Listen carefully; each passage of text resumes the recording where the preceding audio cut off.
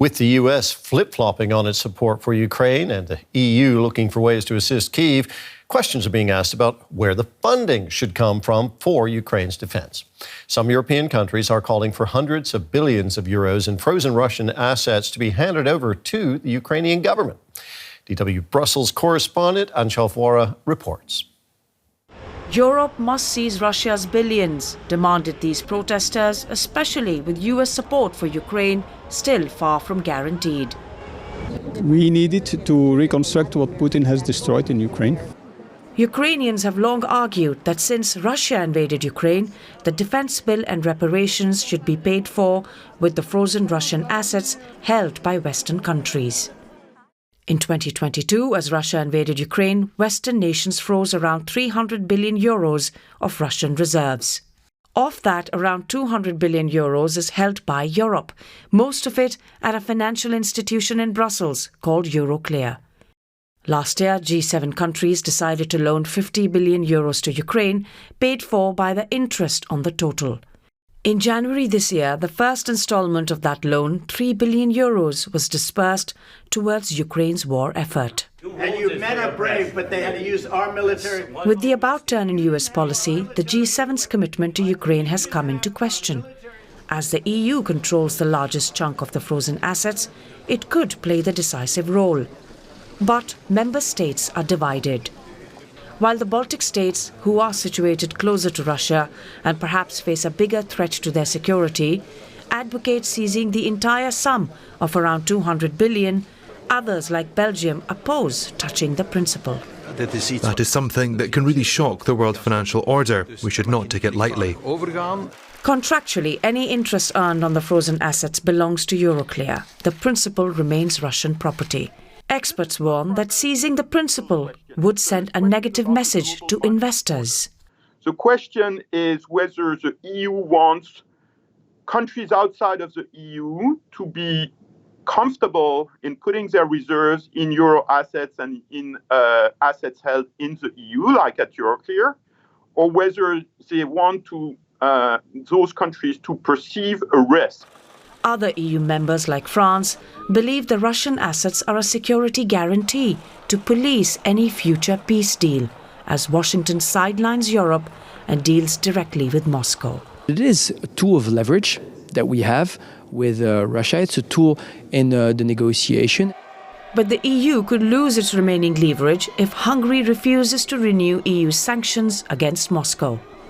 Russian reserves are being held at Euroclear in this building, but European sanctions have stopped Russia from withdrawing or reinvesting its reserves. However, these sanctions have to be renewed every 6 months, and Hungary's Prime Minister Viktor Orban, a Russian ally, has repeatedly tried to block them. Now, as US's policy towards Ukraine shifts under Donald Trump, there is a growing fear that Orban may feel emboldened to exercise his veto. So the EU is considering other options and has agreed to discuss an international claims commission for Ukraine.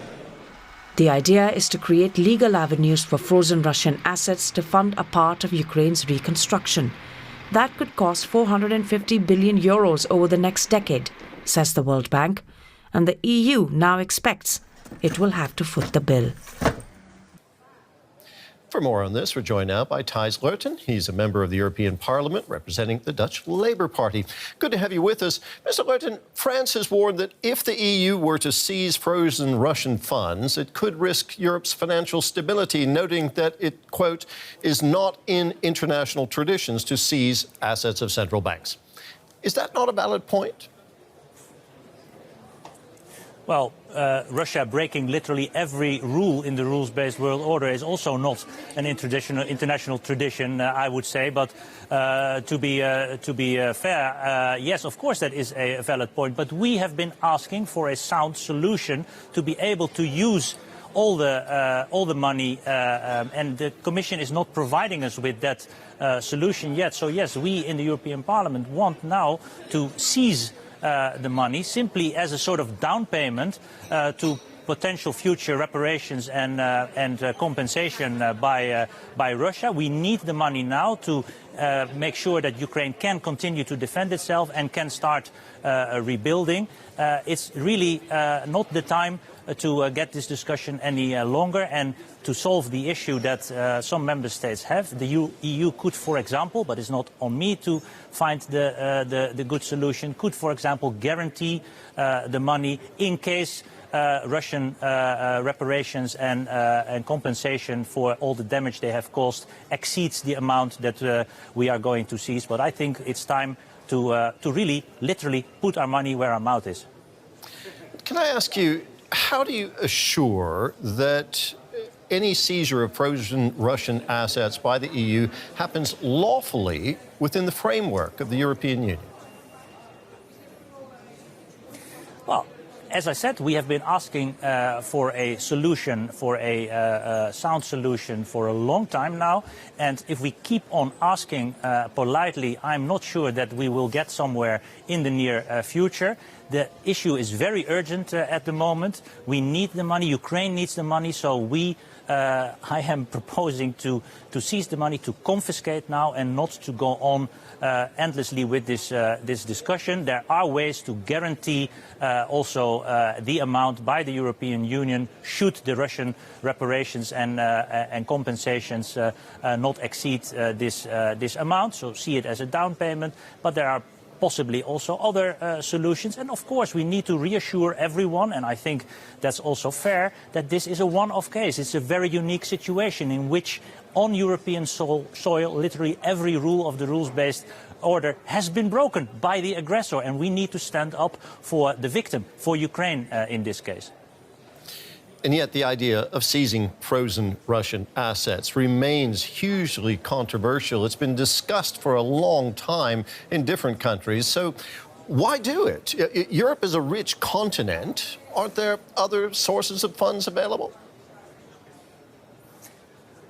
I'm taking this position now. I hope it will have an effect. I'm really open to any other solution that will get money, substantial money, to Ukraine now to be able to defend itself, but also to keep the country going. So this is also a call, maybe desperate call from the European Parliament to finally act, to, as I said, put our money where our mouth is. And I think if you look at the situation we are in, it is about time that we also let everyone know that this is the right thing to do, to stand up for the victim in this case and against the aggressor. And I'm not worried, I must say, about these discussions. We can also reassure the markets. And let me tell you one more thing.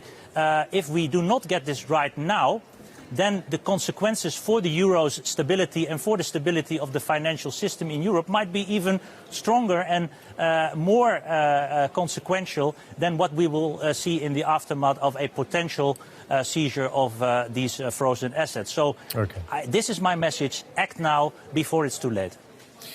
There are obviously different views on the best path forward for dealing with frozen Russian assets. When you hear what your fellow lawmakers are saying in the European Parliament, do you see a realistic path to agreement? Well, we have a debate here in the European Parliament still on the frozen assets, but in the already adopted resolution on Ukraine, the wording is quite strong. We do not ask anymore to come up with a proposal. We just say, look, we have to do it now. We need the money. And yes, as I said, I'm open to any kind of alternative solution. But our message is use the frozen assets now for defending Ukraine and for making sure that Ukraine can continue to survive as a state, as a democracy, as a free nation. Thijs Reuten, a Dutch member of the European Parliament. Thank you very much for talking with us today. You're welcome. Benjamin Hilgenstock is a senior economist at the Kyiv School of Economics and joins us now. Welcome, Benjamin. It's clear that this is a really complex discussion, but can I ask you what the case is for using frozen Russian assets? The case is that we largely in Europe now, with the foreign policy shift of the Trump administration, are facing a very large bill in the next coming years for the defense of Ukraine, but also for the reconstruction of Ukraine. And these assets are there and could be used for this purpose. If we do not do that, we'll have to find a different financing mechanism for it, which would likely mean significantly higher borrowing by European countries, which is not easy to do for many of them. And yet some EU countries fear that seizing Russian assets could deter other investors from putting their money into Europe. Is that a legitimate concern, would you say? It's a somewhat valid concern. I think it is ultimately exaggerated. It is not so easy for other countries, other central bank, other investors to de-invest from G7 currencies, including the euro, or to de-invest from G7 sovereign bonds, which is what these concerns are largely about. What does international law say about the confiscation of sovereign assets during conflicts? Well, so you know the saying that if you ask 3 lawyers for their opinion, you get 4 opinions. But I think a fairly strong case has been made that seizure of the principal here would be legal as a so-called third-party countermeasure on behalf of Ukraine undertaken by other countries in response to Russia's gross and persistent violations of key tenets of international law, meaning an attack on a peaceful neighbor, an infringement on the country's territorial integrity. Does Russia have access to European assets that it could seize in retaliation? Russia does have access to some of these assets. It's not quite clear, to be honest, how much money we are talking about. Part of this is foreign companies' assets in Russia. I would like to emphasize here, though, that if we do not seize the Russian central bank reserves abroad for the purposes of Ukrainian defense and reconstruction, we're essentially socializing the risk from private companies' business decisions to do business in a dictatorship. And the European taxpayers are effectively who's going to foot the bill for this, because we will have to borrow this money then.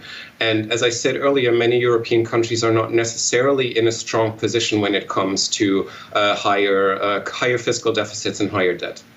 Could you envisage the EU potentially using the frozen assets as a leverage to force Russia to honour any future ceasefire agreement with Ukraine?